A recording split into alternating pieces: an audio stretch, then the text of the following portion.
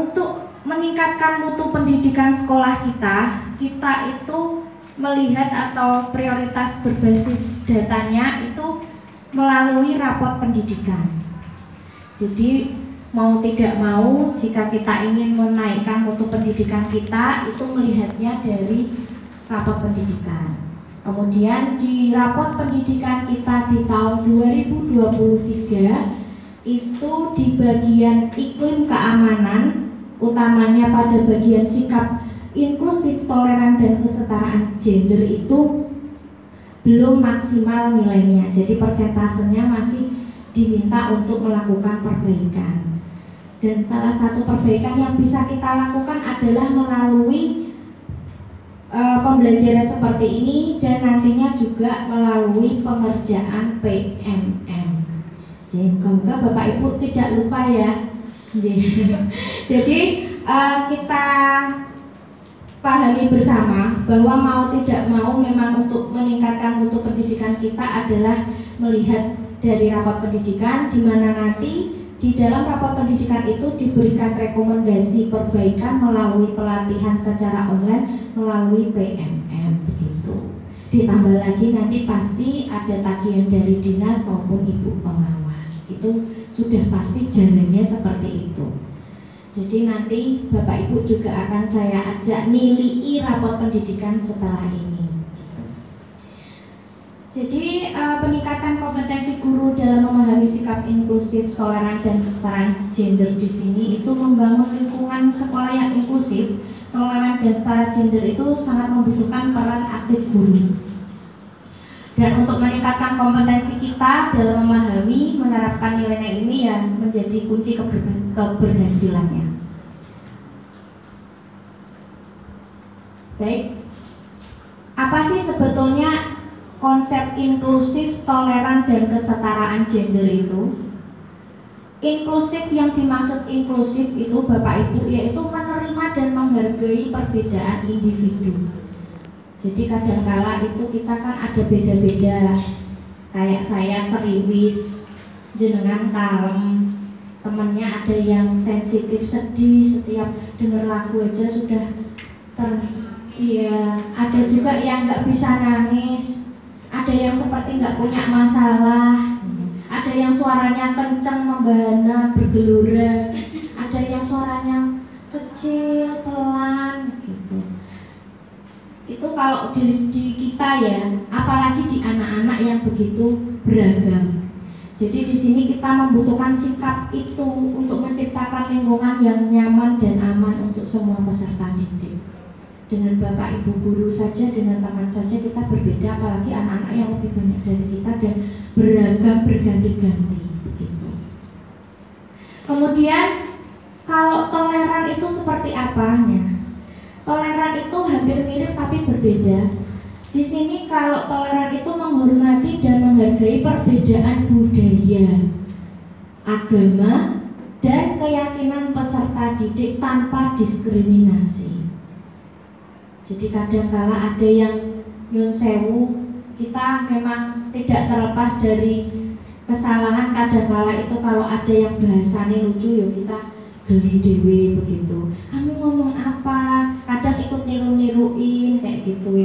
Untuk anak seperti itu kan budayanya beda-beda dari bahasanya aja. Apalagi juga dari agama, tentunya kalau kita agama itu sama sekali tidak pernah mendiskriminasikan, baik keyakinannya juga gitu. Hanya mungkin kita pada saat bahasa itu di Bapak Ibu nih, kadang ada anak yang bahasanya ini saja, kadang Bu Elga nanti juga akan berbeda bahasanya karena kita mayoritas orang Jawa ya Bu Elga gitu. Tapi intinya kita di sini kalau saya melihat dari Bapak Ibu semuanya sudah toleran gitu. Dan yang kesetaraan gender, nah ini juga kita juga tidak pernah tidak melakukan gitu. Kita sudah mengikuti. Jadi memberikan kesempatan yang sama bagi peserta didik laki-laki dan perempuan tanpa bias gender dalam pembelajaran dan kegiatan sekolah. Nah, di sini juga banyak yang seperti pemimpin upacara sudah anak perempuan begitu. Kemudian ada yang dulu nari tari juga nggak harus perempuan, ada yang laki-laki. Gamelan juga sama begitu. Jadi kalau di sekolah kita tuh sebetulnya ketiga sikap ini itu sudah kita laksanakan, dan insya Allah nanti ke depan bisa dilihat dari pemerintah begitu. Lah kok selama ini sudah kita lakukan kok pemerintah masih kasih nilai jelek? Lah itu kenapa Bapak Ibu? Karena rapat pendidikan kita itu bersumber dari ANBK yang dikerjakan anak-anak mengisi sulinjar, dan juga kita mengisi sulinjar. Jadi kita anak-anak itu kan kalau mengisi sulinjar itu kan tidak bisa kita paksakan ya. Makanya kalau bisa ya, saya sendiri juga kalau menyampaikan atau bersikap kepada anak itu biar anak tidak salah paham, itu memang kita harus benar-benar satu persatu kita telateni begitu. Karena mereka pada saat melakukan sulinjar itu tidak bisa membohongi. Dia pengen menyampaikan kalau saya misalkan ya Allah, saya guru galak apa ora gitu kan, ada pertanyaan gitu, kita nggak bisa menutupi atau mengarahkan anak. Mau dikasih tahu pun itu malah nanti kalau ketahuan itu kita malah tidak diperbolehkan. Jadi seperti saya sendiri, saya pengen Bapak Ibu semuanya juga punya kesempatan dan bersedia untuk mengikuti guru penggerak, pendidikan guru penggerak Bapak Ibu. Karena di situ saya betul-betul merubah diri saya, dan insya Allah nanti saya bisa konsisten. Dulu saya nggak tahu ternyata kalau berpihak pada murid itu harusnya bagaimana begitu. Saya berubah dari situ, dan moga-moga saja nanti kalau Bapak Ibu, saya yakin juga malah lebih dari saya begitu. Saya yang masih kurang pembelajaran, jadi kadangkala itu anak taunya saya begini begitu. Akhirnya dia menjawabnya di sulinjar seperti itu. Begitu pula dengan kita, kalau kita kan masih rasional ya Pak. Kalau yang enggak itu iya. Rasional menjawab ya. Kalau anak-anak itu nggak bisa dipaksakan. Contoh di sini nggak aman, dia taunya ada sesuatu di luar, ya dia akan mengatakan bahwa sekolah ini nggak aman. Padahal kita mau menjelaskan seperti apapun itu nggak bisa. Seperti itu. Dan rapat pendidikan juga dilihat dari kita mengerjakan PMM. Lah wong iki gurune wae ora do sinau, ora buka wae tok iki garek nyentang biru angel ya, memang susah kita waktunya itu enggak hanya untuk PMN lah. Maka dari itu tuh memang kalau kita harus mengikuti dari program pemerintah ya, mau nggak mau harus meluangkan waktu betul-betul. Meskipun sulit, saya yakin sulit. Dampaknya apa sih sikap inklusif, toleran, dan kesetaraan gender terhadap perkembangan siswa saat ini? Kita melakukan tiga sikap itu tuh dampaknya apa? Jadi yang pertama itu meningkatkan rasa percaya diri. Jadi peserta didik itu merasa diterima dan dihargai, kemudian dia bisa pede dan mampu untuk menunjukkan kemampuan mereka. Itu tidak usah dipungkiri, memang begitu di Bapak Ibu.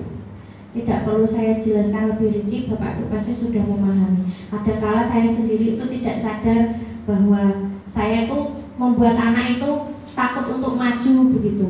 Kadang seperti itu. Jadi untuk menunjukkan dia untuk menunjukkan kemampuan diri, ada anak-anak karena tadi individu berbeda-beda, ada anak itu yang masih, saya sendiri itu sikap saya mungkin membuat anak itu jadi malu mau maju tuh takut salah gitu. Kemudian di sini juga membangun hubungan sosial yang harmonis. Sikap toleran dan inklusif itu mampu memupuk hubungan antara peserta didik yang positif dan harmonis tentunya. Karena nggak ada yang berbeda-beda, dianggap semuanya sama begitu. Kemudian juga meningkatkan kualitas pembelajaran. Belajarnya juga jadi meningkat karena membuka kesempatan untuk siapa saja, tidak melihat laki-laki, tidak melihat perempuan, semuanya belajar dan berkembang. Kalau zaman dulu kan zamannya masih kita dijajah, yang boleh sekolah cuman yang bapak-bapak ya, nah, yang putra saja. Kemudian alhamdulillah kita punya pejuang sejati perempuan, kata Kartini, Ki Hajar Dewantara itu juga ternyata memperjuangkan juga jadi kesetaraan gender. Sedikit saya bercerita tentang Ki Hajar Dewantara Bapak Ibu. Jadi Ki Hajar Dewantara itu ada beliau itu kenapa sangat memperhatikan anak dalam dunia pendidikan, itu karena melihat dari anaknya sendiri. Jadi anaknya beliau yang putri itu ada yang kayak mudah down begitu. Pernah dulu dia menginginkan sesuatu terus dilarang oleh Ki Hajar Dewantara begitu. Terus pada akhirnya Ki Hajar Dewantara itu menemukan anaknya itu merasa sedih dan kecewa begitulah. Dari situ beliau juga akhirnya oh ya sudah mengangkat anaknya dengan cara oh kita memang harus berpihak pada murid. Kita tuh kadang nggak tahu apa yang diinginkan anak-anak. Taunya kita ya wis kene bener, wis paling wong tua wis paling bener kowe wis ora lan ya ternyata anak itu juga pengen didengarkan dan tidak bisa dipaksakan begitu. Jadi itu salah satunya kenapa muncul sikap-sikap ini tuh juga dari pembelajarannya Ki Hajar Dewantara begitu. Kemudian yang terakhir dampaknya membentuk karakter yang positif. Jadi nilai-nilai inklusif dan toleransi serta kesetaraan gender itu membentuk karakter peserta didik kita menjadi yang ikut toleran juga dan tanggung jawab. Kadang memang begini Bapak Ibu, saya mengambil pengalaman sendirilah. Kalau anak itu tidak pernah mendapatkan sesuatu, itu pasti dia juga tidak akan melakukan sesuatu itu. Tapi kalau anak mendapatkan sesuatu, itu ada kemungkinan anak melakukan hal yang sama sesuatu itu yang dia dapatkan. Itu seperti itu. Apalagi Bapak Ibu kan sudah yang sangat berpengalaman mendidik putra-putrinya yang di rumah. Itu seperti itu. Contoh kadangkala misalkan kayak saya contohlah, bapak saya itu nggak pernah mukul saya sama sekali, itu nggak pernah. Sama sekali nggak pernah. Kalau ibu saya ya kadang-kala nek gregeten wer gitu zaman kecil. Tapi di situ saya juga akhirnya mengikuti. Saya nggak pernah ngeplak temannya, itu nggak pernah. Cuman ngeplak teman saya sekarang iya karena